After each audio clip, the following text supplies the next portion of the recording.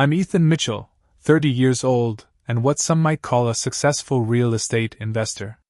My older brother Marcus has always struggled financially, so I've helped him over the years. I bought the lakeside property where our family gathers and even pay rent for his apartment. We've always been close, and I adore my niece Emma and nephew Dylan. So you can imagine my shock when I got a text from Marcus saying, "You're not invited to Thanksgiving this year." Before I tell you what happened next, drop a comment where you're watching from and subscribe if you've ever had family turn on you suddenly. Growing up in Lakeville, Wisconsin, Marcus and I shared more than just a bedroom in our modest two-story home.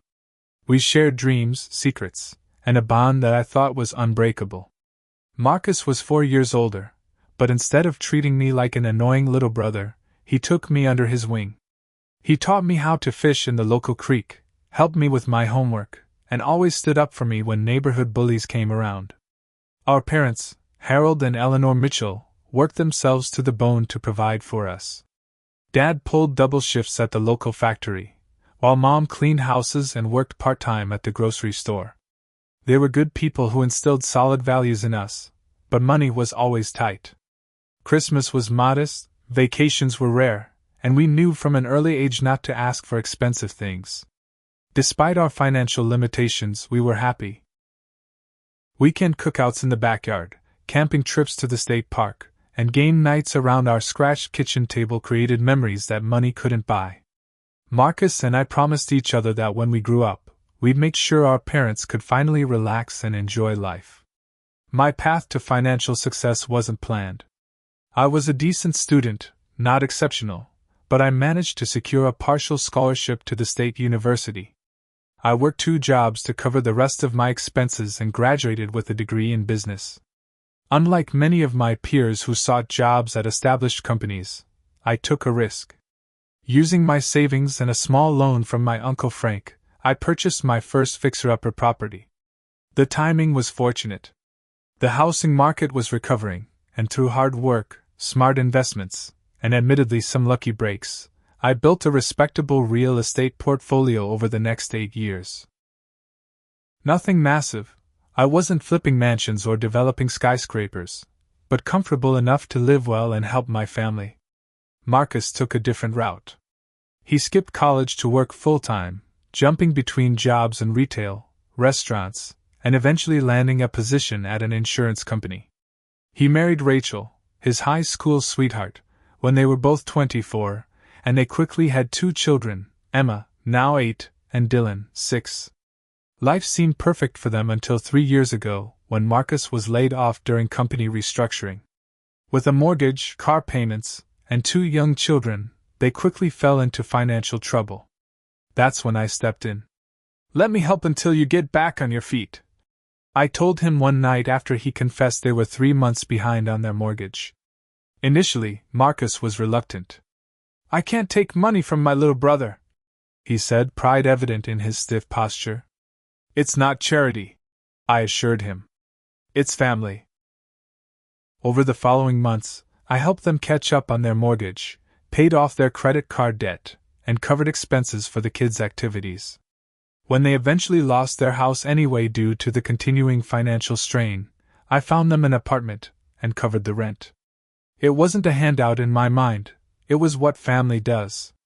The lakeside property was something I purchased specifically with family in mind.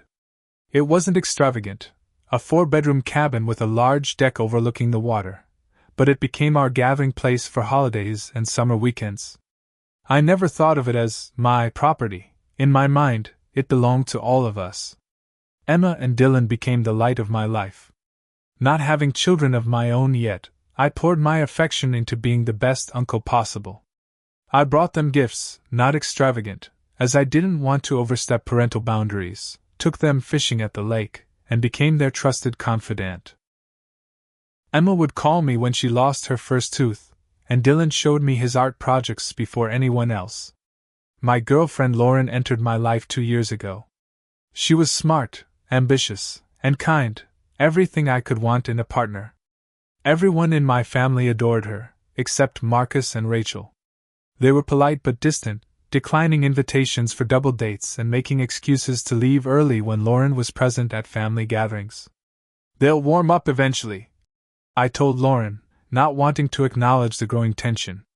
But there were other warning signs I chose to ignore. The way Marcus would tense up when people complimented my home. The backhanded comments about lucky breaks when my business successes came up in conversation. The increasing frequency with which he changed the subject when I offered financial advice. Looking back, I should have seen what was happening.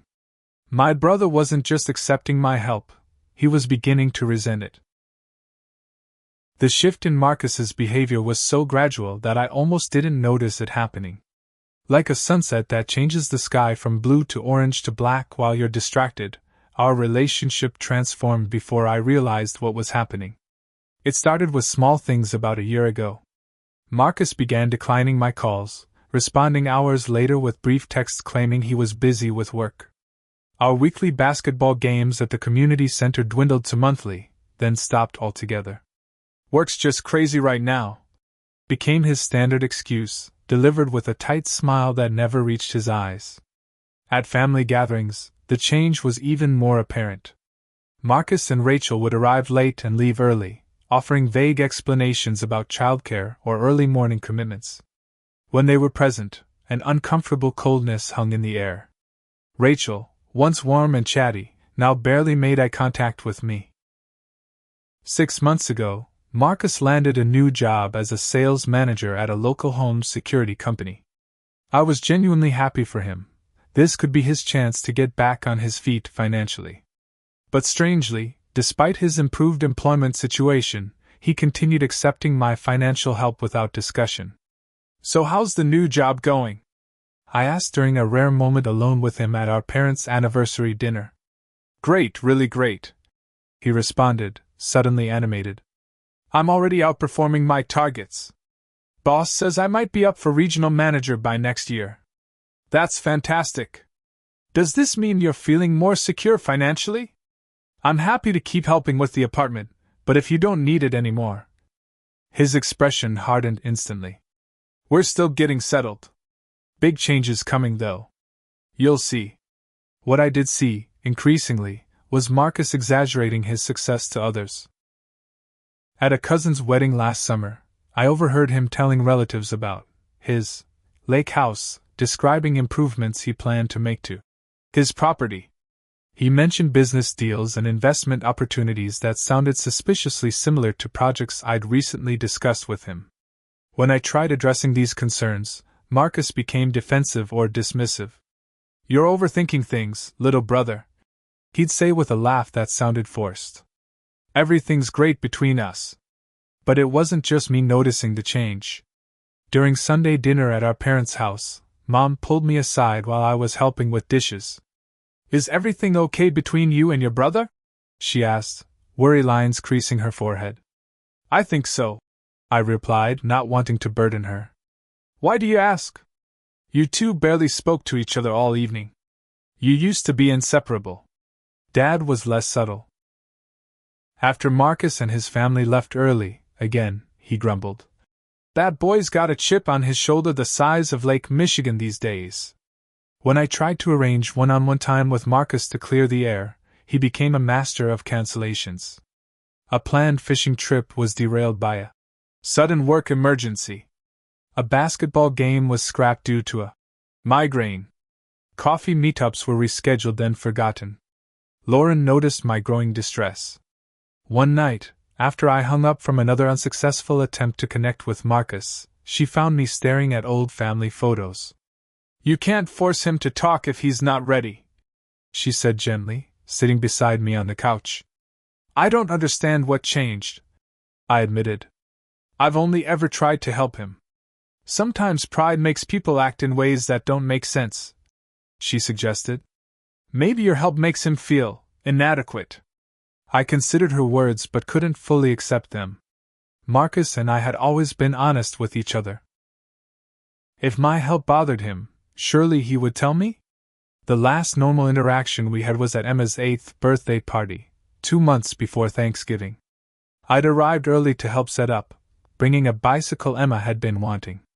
It wasn't extravagant, just a standard model from the local sporting goods store, but Rachel's expression when she saw it spoke volumes.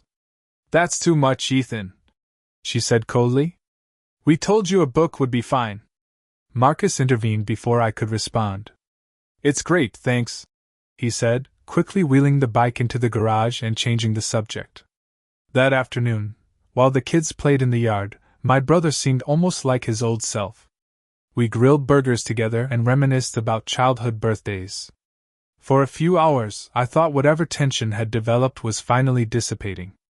As I was leaving, Marcus gave me a genuine hug, the first in months. "Thanks for always being there," he said. "For the kids, for all of us." Those words would replay in my mind repeatedly in the weeks to come. A few days after the party, I met my business partner Trevor for lunch. When I mentioned the birthday and my hope that things were improving with Marcus, Trevor's expression grew serious. "Be careful, Ethan," he warned. "I've seen this before with my own brother. Sometimes when you help people too much, they start feeling entitled to it. Then resentment builds. Marcus isn't like that," I defended immediately. Trevor shrugged. "Maybe not. But you might want to consider if you're enabling dependency rather than providing actual help." I brushed off his concerns, but his words lingered uncomfortably in my mind. Looking back, I wish I'd paid more attention. I was reviewing property assessments in my office when the text arrived. It was a Tuesday morning, exactly 9 days before Thanksgiving. The message preview showed Marcus's name, and I opened it expecting details about the upcoming holiday. Perhaps a request to bring extra chairs or questions about wine preferences. Instead, 6 words glowed on my screen. "You're not invited to Thanksgiving this year." I stared at the message, certain I was misreading it. My brother and I had spent every Thanksgiving together since birth. Even during college, when traveling home was difficult, we'd found ways to share the holiday. The Lake House Thanksgiving tradition had been going for 3 years now, with me hosting the entire extended family. I called Marcus immediately. The call went straight to voicemail. I tried again. Same result. I sent a text. "Is this a joke? Call me." No response.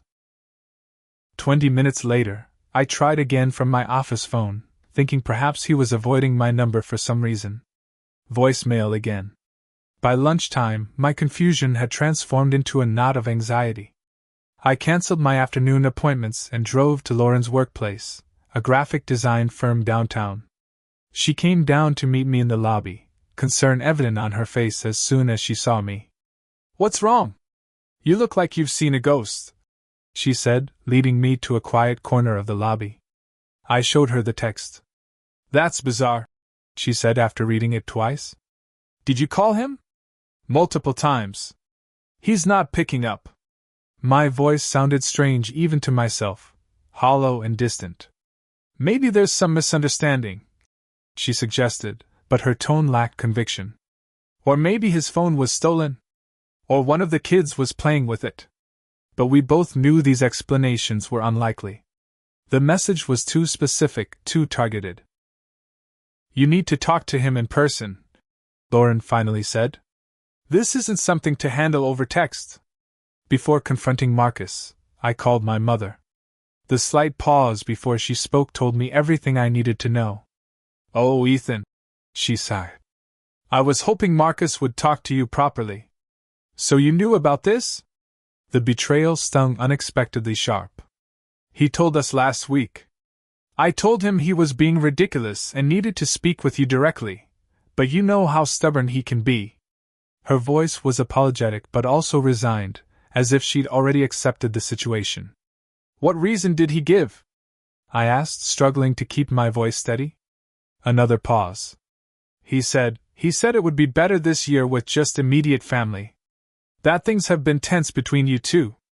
"Mom, I'm his immediate family." "And what about Dad? Is he okay with this?" "Your father is furious," she admitted. "We had a huge argument about it. But Marcus is insistent, and it is his turn to host." At MY Lake House, I reminded her, heat rising in my face. that I bought and maintained specifically for family gatherings. The conversation revealed more disturbing details.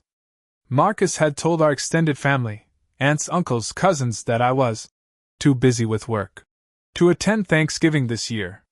He'd painted himself as the understanding brother who'd stepped up to host in my absence.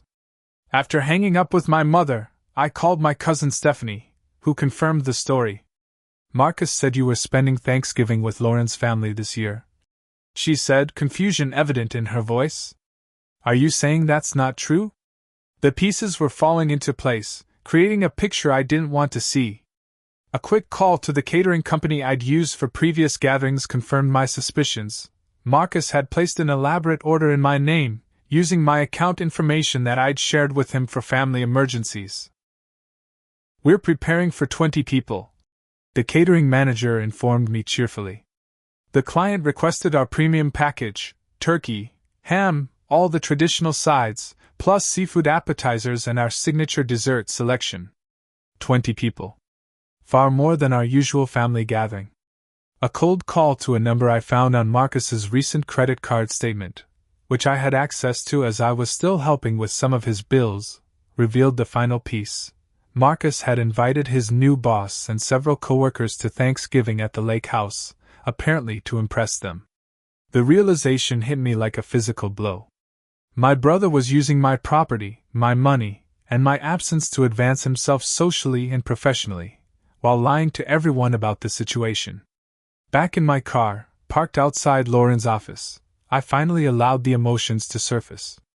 Anger, hurt, and confusion swirled together until I couldn't distinguish one from another.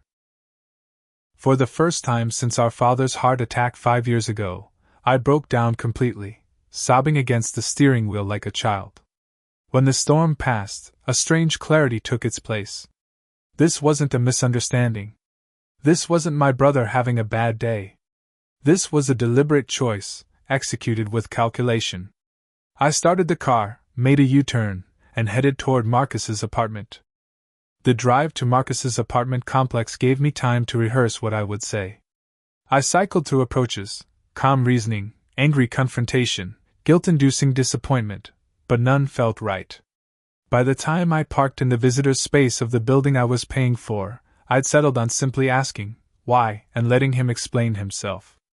I climbed the stairs to the second floor, each step fueling my determination. This wasn't just about a holiday invitation. This was about years of support, of brotherhood, of what I thought was mutual respect. Rachel answered the door, her expression shifting from neutral to cold when she saw me. Ethan, Marcus isn't home from work yet. I'll wait, I replied, stepping forward slightly. After a moment's hesitation, she moved aside. The apartment looked different. New furniture had replaced the modest pieces they'd had before. A large flat-screen TV dominated one wall, and what appeared to be expensive artwork hung in frames. You've redecorated, I observed, not bothering to hide my surprise. Rachel crossed her arms. Marcus got a bonus. I nodded, not trusting myself to respond without sarcasm. A bonus that apparently funded a lifestyle upgrade while I still covered their basic housing costs. 20 uncomfortable minutes later, I heard keys in the door. Marcus entered, stopping short when he saw me sitting on his new leather couch. Ethan, what are you doing here? Got your text, I said simply. Thought it deserved a face-to-face conversation. His jaw tightened as he set down his briefcase and removed his jacket. Rachel murmured something about checking on the kids and disappeared down the hallway. There's not much to discuss, Marcus said, remaining standing. We decided to do Thanksgiving differently this year. By differently, you mean excluding your brother while using his property and money? He flinched slightly but recovered quickly. Look, I was going to call you about the lake house. I figured since you weren't using it. Because I wasn't invited. I interjected. Right. Well, it seemed wasteful to let it sit empty during the holiday. I leaned forward. Marcus, what's really going on? We've never spent a Thanksgiving apart. Now suddenly I'm uninvited, you're telling family I'm too busy, you're charging an expensive catering order to my account, And you've invited your boss to my house? His face darkened. Been checking up on me, huh? Typical Ethan, always needing to know everything, always keeping tabs. I found out because people are confused. No one understands why you're lying about me not being able to attend. Marcus paced the room, agitation visible in every movement. You don't get it, do you? Do you have any idea what it's like living in your shadow? Being the older brother who needs handouts from his successful younger sibling? Having everyone in the family constantly singing your praises? The bitterness in his voice was startling. I never meant to make you feel. Of course you didn't mean to. He cut me off. Saint Ethan never means to make anyone feel bad. He just helps and helps and helps until you're drowning in his charity. That's not fair, I protested, standing now too. You needed help. I had the means to provide it. What was I supposed to do, let you and your family struggle when I could easily prevent it? You could have been less obvious about it, he shouted. You could have found ways to help that didn't make me look like a failure to everyone we know. I stared at him, genuinely confused. How have I made you look like a failure? The lake house. He spat. Every time we go there, it's Ethan so generous, letting everyone use his property. The birthday gifts for my kids that are always just slightly better than what Rachel and I can afford. The way you casually mention paying our rent when someone asks how we found such a nice place. I've never done that, I said, genuinely shocked. I've never told anyone I pay your rent. You didn't have to. People figure it out. They're not stupid. A terrible thought occurred to me. Is that why you've invited your boss to Thanksgiving? To pretend the lake house is yours? The flash of guilt across his face confirmed my suspicion before he could deny it. Jesus, Marcus. What did you tell them? He looked away. Just that I have a lake house where I host family gatherings. It's not a big deal. Not a big deal? You're literally stealing my identity to impress your colleagues. I'm not stealing anything. I just let them assume that you own a property you don't. That you can afford catering you can't. That you're hosting a family Thanksgiving while excluding the actual host. Rachel returned, face tight with anger. Stop shouting. You'll upset the kids. As if on cue, Emma and Dylan burst into the living room, faces lighting up when they saw me. Uncle Ethan! Emma launched herself at me for a hug. Did you bring Daisy? Daisy was my golden retriever who the kids adored. Not today, sweetheart, I said, returning her hug while looking over her head at Marcus. Dylan tugged at my hand. Are you staying for dinner? Mom made spaghetti. Before I could answer, Marcus intervened. Kids, Uncle Ethan was just leaving. Go wash up for dinner. But he just got here. Emma protested. Now, please, Marcus said firmly. The disappointment on their faces as they trudged away cut deeper than anything else that had happened. When they were out of earshot, I turned back to my brother. So that's it? You're cutting me out of their lives too? Don't be dramatic, Rachel said. It's one holiday. Is it? I challenged. Because this feels like something bigger.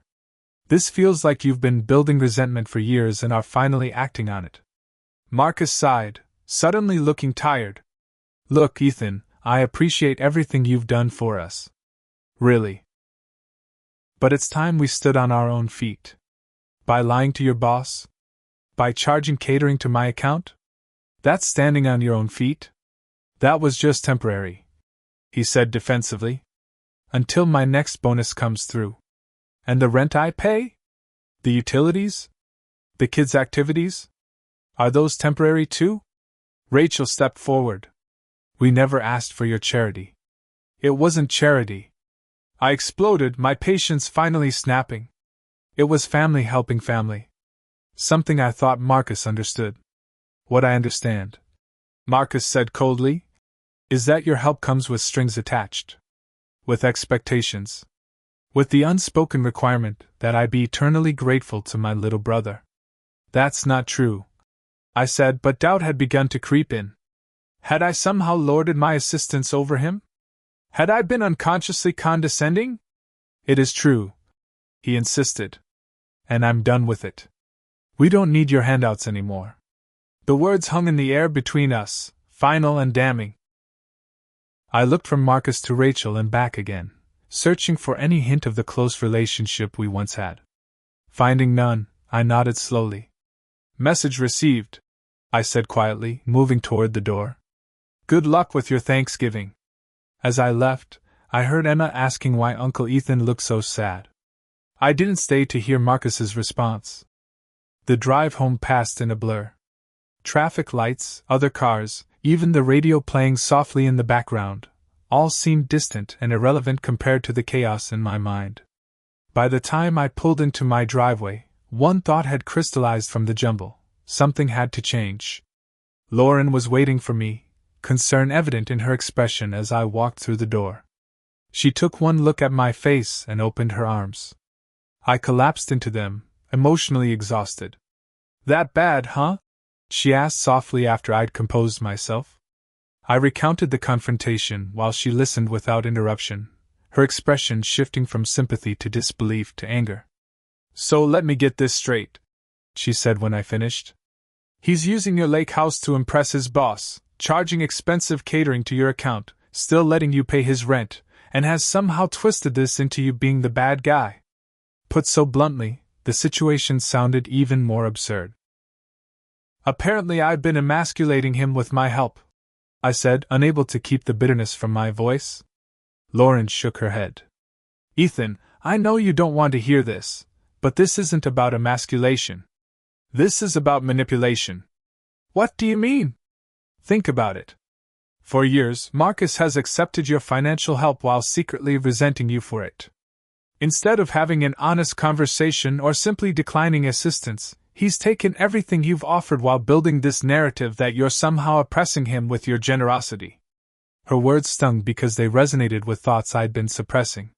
He's my brother, I said weakly. Yes, and you love him. That's why he's been able to take advantage of you for so long. I started to protest, but the evidence was too clear to deny.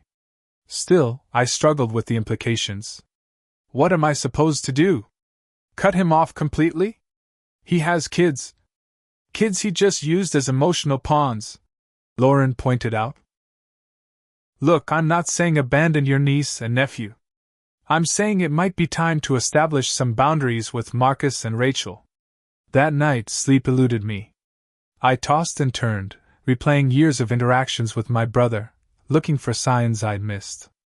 Around 3 a.m., I gave up and went downstairs to make coffee. While waiting for the coffee to brew, I called Richard, a family friend who had known Marcus and me since childhood. Despite the hour, he answered on the third ring. Ethan? Everything okay? I apologized for the late call and explained the situation. Richard listened patiently, then sighed heavily. I'm not entirely surprised, he admitted. Marcus has been creating his own reality for a while now. What do you mean? Well, he's been telling people at the country club that he's a partner in your real estate business. He implied he's the financial backer for your ventures. This was news to me. He said what? I assumed you knew and were just being modest about his involvement. He's been bringing potential investors there, talking about properties you apparently co-own. My head spun with this new information. Marcus wasn't just lying to his boss. He was creating an entirely fictional professional identity using my business. After thanking Richard and ending the call, I opened my laptop and began searching through emails and financial records. What I found shocked me. Marcus had been systematically inflating his contributions to family expenses while minimizing mine when speaking to relatives. He told our parents he'd paid for half of their anniversary cruise, a trip I had entirely funded as a surprise for them.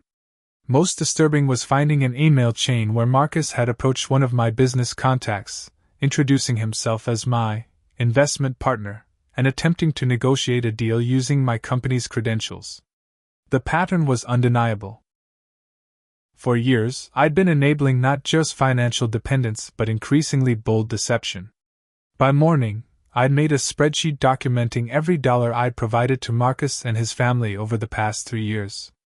The total was staggering, well into six figures when including the apartment rent, utilities, children's activities, holiday gifts, and direct financial assistance. I also discovered something that made my blood boil.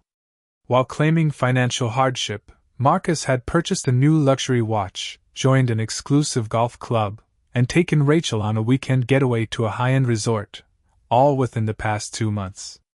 When Lauren came downstairs, she found me surrounded by printouts and my laptop showing multiple financial statements. "You look like you haven't slept," she observed, pouring herself coffee. "I haven't," I confirmed. "But I've been thinking clearly for the first time in years." I showed her what I'd discovered. Her expression grew increasingly troubled as she reviewed the evidence. "Ethan, this isn't just ungratefulness. This is exploitation." The word hit hard because it was accurate. I'd been exploited by the person I trusted most, all while believing I was being a supportive brother. "I need to talk to Trevor," I said, referring to my business partner. "If Marcus has been approaching our contacts, there could be legal implications." Trevor met me at our office an hour later, his initial concern changing to controlled anger as I explained the situation. "We need to send a formal disclaimer to all our business associates," he said immediately. "Make it clear that Marcus has no affiliation with our company and no authority to negotiate on our behalf." "Agreed," I said, then hesitated. "There's something else I'm considering." I outlined my emerging plan, not just to clarify the business boundaries but to address the personal situation as well. Trevor listened thoughtfully. "It's harsh," he said when I finished. "But sometimes a wake-up call needs to be. Just be clear about your endgame here. Do you want to punish him or help him?" It was a fair question. After a moment's reflection, I answered, "I want to rebuild our relationship, but on honest terms. That can't happen until he faces reality." Trevor nodded. "Then make sure your actions align with that goal. Be firm but leave a path to reconciliation." That afternoon, I consulted with my attorney about the legal aspects of my plan. We drafted the necessary documents, and I reviewed them carefully, making sure they were fair despite my emotional state. "Are you sure about this timeline?" my attorney asked. "You could extend it to give them more adjustment time." "No," I said firmly. "The timeline stays as is. This isn't about making it easy. It's about creating a necessary boundary." By evening, my plan was fully formed. I would address each aspect of Marcus's deception and dependence directly, while ensuring Emma and Dylan wouldn't suffer for their parents' choices. It would be uncomfortable, potentially explosive, but ultimately necessary. As I finalized the details, Lauren watched me with a mixture of concern and pride. "You're doing the right thing," she assured me. "Even if it doesn't feel good right now." I nodded, took a deep breath, and picked up my phone to send the text that would set everything in motion. "Then you won't have this holiday either." I stared at those 7 words on my screen for a full minute before hitting send. There was no turning back now. Immediately after sending the text to Marcus, I made 3 phone calls. The first was to the catering company, where I apologized for the confusion and canceled the order my brother had placed in my name. The second was to the property management company that helped maintain the lake house, instructing them to change the entry code and restrict access to anyone but me until further notice. The third was to Marcus's landlord, informing him that I would be ending my rental payments with a 30-day grace period, enough time for Marcus to either take over the lease or find alternative housing. Each call was difficult in its own way. The catering manager was confused and concerned about losing a large holiday order.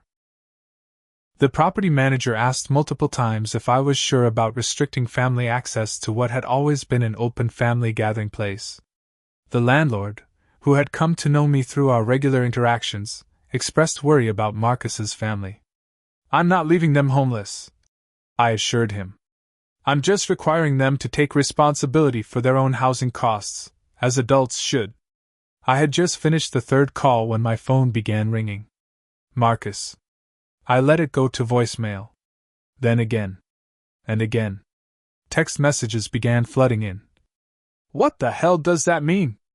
Are you serious right now?" Answer your phone. You can't do this. I turned my phone to silent and sat in my home office, staring out the window at the gathering dusk. I felt strangely calm, as if a weight had been lifted. For years, I'd carried the responsibility for my brother's financial well-being, walking on eggshells to avoid making him feel inadequate, while simultaneously enabling his increasing deceptions. That evening, my parents called Lauren's phone since I wasn't answering mine. "Ethan, what have you done?" My mother's voice trembled with distress. "Marcus is beside himself. I've stopped enabling behavior that should have been addressed years ago," I replied, keeping my voice steady. "He's a grown man with a good job. It's time he lived within his means and stopped lying to everyone." "But Thanksgiving was never his to offer or rescind," I interrupted. "The lake house is my property. The catering was on my account. If he wants to host Thanksgiving, he can do it at his own expense, in his own space." My father got on the line, his gruff voice uncharacteristically uncertain. "Son, I understand you're upset, but this seems extreme. Canceling Thanksgiving for the whole family?" "I haven't canceled anything for you and Mom," I clarified. "You're welcome at my house for Thanksgiving. So are Aunt Linda and Uncle Steve, and anyone else who wants to come. What I've canceled is Marcus's attempt to use my resources while excluding me." The conversation continued in circles, my parents alternating between understanding my position and pleading for family harmony. Finally, I suggested they come over the next day so I could show them exactly what had prompted my actions. When they arrived the following morning, I had prepared a presentation of sorts: the spreadsheets of financial support, copies of the falsified business communications, evidence of Marcus's luxury purchases while claiming poverty, and testimonials from friends who had heard him misrepresenting our relationship. My mother cried as the full picture emerged. My father's face grew increasingly stony. "We had no idea," he finally said. "He told us his new position came with a substantial raise and bonus structure. That he was finally getting ahead." "He is getting ahead," I confirmed. "Just not as dramatically as he's pretending. And certainly not enough to justify the lifestyle he's been cultivating on my dime." "What happens now?" my mother asked, dabbing at her eyes. "Now Marcus faces reality," I said. "He either adjusts his lifestyle to match his actual income, or he finds additional legitimate sources of revenue. What he can't do is continue using me as his personal ATM while resenting me for it." My parents left with a better understanding of the situation, though still uncomfortable with the family conflict. As they were leaving, my father pulled me aside. "You're doing the right thing," he said quietly. "I should have seen this happening and addressed it years ago. I'm sorry that burden fell to you." His acknowledgement meant more than he could know. Over the next few days, Marcus's approach shifted from anger to desperation. The texts became pleading, then threatening, then pleading again. I maintained radio silence, allowing him to work through his emotions without engaging. Rachel called Lauren, woman to woman, attempting to get her to intervene on their behalf. Lauren politely but firmly explained that this was between the brothers and suggested Rachel encourage Marcus to reflect on his actions rather than blame me for the consequences. A week before Thanksgiving, Marcus showed up at my office, causing a scene in the reception area until I agreed to speak with him. "You've ruined everything," he said as soon as my office door closed behind him. "My boss was looking forward to Thanksgiving at the lake. Now I had to tell him it's cancelled." "Did you tell him why?" I asked calmly. He looked away. "I said there was a family emergency." "Well, that's not entirely untrue." Marcus paced the room. "What do you want from me, Ethan?" "An apology? Fine, I'm sorry. I shouldn't have uninvited you. It was petty and stupid. This isn't about the invitation," I said. "This is about years of accepting my help while resenting me for offering it. About lying to colleagues, friends, and family about your financial situation and our business relationship. About charging expenses to my accounts without permission. I was going to pay you back for the catering." He muttered. "With what? The money you're spending on golf club memberships while I pay your rent?" His head snapped up.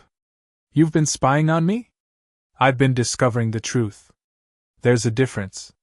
Our conversation deteriorated from there, with Marcus alternating between self-justification and accusation. He left no more satisfied than when he arrived, but I hoped a seed had been planted. 3 days before Thanksgiving, my mother called to report that Marcus had been forced to come clean to his boss and colleagues about the lake house situation. He's humiliated, she said. His boss was very understanding, but some of his co-workers have been making comments. That's unfortunate, I replied, genuinely meaning it.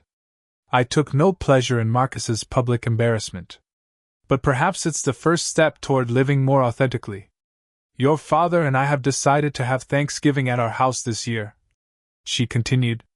Just immediate family. Would you and Lauren come? I hesitated. Will Marcus and his family be there? Yes, she admitted. But he knows he needs to make amends. Please consider it, Ethan. For the family. After discussing it with Lauren, I agreed to attend, though with significant reservations. The prospect of facing Marcus across our parents' dining table filled me with anxiety, but avoidance would solve nothing. The night before Thanksgiving, I found myself once again unable to sleep. Had I gone too far? Not far enough? Would tomorrow be a disaster or the beginning of healing? Around midnight, my phone chimed with a text from Marcus. I've found a new apartment. More affordable. We're moving next month. It was the first positive sign that my brother was taking steps toward financial independence. I replied simply, That's good to hear. His response came quickly. I was wrong. About a lot of things. We should talk. Really talk. Yes, I texted back. We should. As I set down my phone, I felt the first glimmer of hope that perhaps our relationship wasn't beyond repair after all. Thanksgiving Day dawned clear and cold, the kind of crisp November morning that makes you grateful for warm homes and hot coffee. Lauren and I had decided to host a small dinner at our place before heading to my parents' house later in the afternoon. Trevor and his wife Sarah joined us, along with a couple of friends who had no family in town. The atmosphere was relaxed and festive as we enjoyed appetizers and watched football. I had just carved a small turkey, a practice run for the bigger family dinner to come, when the doorbell rang. I opened the door to find Marcus standing on my porch, Rachel beside him, Emma and Dylan fidgeting nervously behind them. They were dressed in their holiday best, Marcus clutching a bottle of wine, Rachel holding a casserole dish. We know you're going to Mom and Dad's later, Marcus said, his voice uncharacteristically hesitant. But we wanted to see you first. Just us. For a moment, I couldn't speak, caught between surprise and wariness. Lauren appeared at my side, her hand resting supportively on my back. Please, Uncle Ethan? Emma's small voice broke the silence. Dad says we need to fix things. How could I refuse that? I stepped aside, allowing them to enter. The initial interaction was awkward, with Lauren graciously introducing Marcus and his family to our friends while I struggled to process this unexpected development. After a few minutes of strained small talk, Marcus asked if we could speak privately. We retreated to my home office, the space where I'd spent sleepless nights documenting his deceptions and formulating my response. Now we sat facing each other, brothers at a crossroads. I owe you an apology, Marcus began, looking directly at me for the first time in months. A big one. I remained silent, waiting. You've been there for me, for us, through everything, he continued. And instead of being grateful, I let jealousy and pride poison me. I convinced myself that accepting your help somehow diminished me, that your success somehow reflected my failure. I never saw it that way, I said quietly. I just wanted to help my brother. I know that now. He sighed heavily. When you canceled everything, I was furious. But then I had to explain to my boss what happened. I had to admit I'd been exaggerating my financial situation, pretending the lake house was mine. Do you know what he said? I shook my head. He said he would have respected me more if I'd been honest from the start. That pretending to be something you're not is the quickest way to lose people's trust. Marcus gave a humorless laugh. He was right. So what now? I asked. Now I get my act together. The new apartment is within our actual budget. I've cancelled the country club membership and returned the watch. Rachel and I have made a realistic financial plan based on what we actually earn. I nodded, cautiously optimistic but still wary. I've also sent emails clarifying that I have no business connection to your company, he added. And I've told the family the truth about who's been paying for what all these years. This surprised me. Public acknowledgement would have been difficult for someone as proud as Marcus. That couldn't have been easy, I acknowledged. It wasn't. But it was necessary. He leaned forward. Ethan, I don't expect you to trust me again right away. I wouldn't in your position. But I'm hoping we can start rebuilding. For us, for the kids, for the family. The sincerity in his voice was unmistakable. Still, I needed clarity on one point. And the financial help? We don't want it anymore, he said firmly. Not because we're ungrateful, but because you were right, we need to stand on our own feet. The only thing I would ask. He hesitated. What? The lake house. Not for free, he added quickly. We'd like to pay a fair rent when we use it. If you're willing. I considered his request. The lake house had always been meant for family enjoyment. Having Marcus pay to use it felt wrong somehow, but I also understood the importance of establishing new patterns. How about this? I suggested. We return to our original arrangement. The lake house is available to family anytime. But you contribute to its upkeep proportional to your usage. And we maintain honest communication about what we can and can't afford. Relief washed over his face. That sounds fair. When we rejoined the others, the tension had noticeably diminished. Rachel apologized to Lauren for her coldness over the past year. The children, sensing the improved mood, began to relax and engage with our other guests. Trevor caught my eye from across the room, raising an eyebrow in question. I gave him a subtle nod. Things were moving in the right direction. We never made it to our parents' house that day. Instead, I called and invited them to join us, explaining that Marcus and his family were already there. Within an hour, our modest Thanksgiving gathering had expanded to include parents, siblings, and friends, imperfect people sharing an imperfect but heartfelt holiday. Over dessert, Marcus raised his glass. To my brother, he said, voice thick with emotion, who had the courage to hold me accountable when I needed it most. The weeks that followed weren't without challenges. Old habits and dynamics don't change overnight. But fundamental shifts had begun. Marcus took over his own rent payments, Rachel got a part-time job to help with expenses, and we established clear communication about family gatherings and expectations.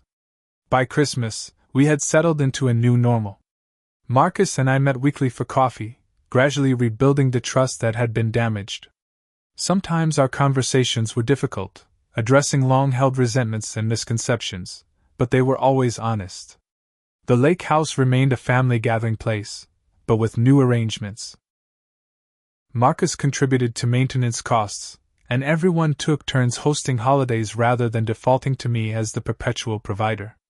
Most importantly, I learned that true family relationships must be built on mutual respect, not financial dependency or resentment.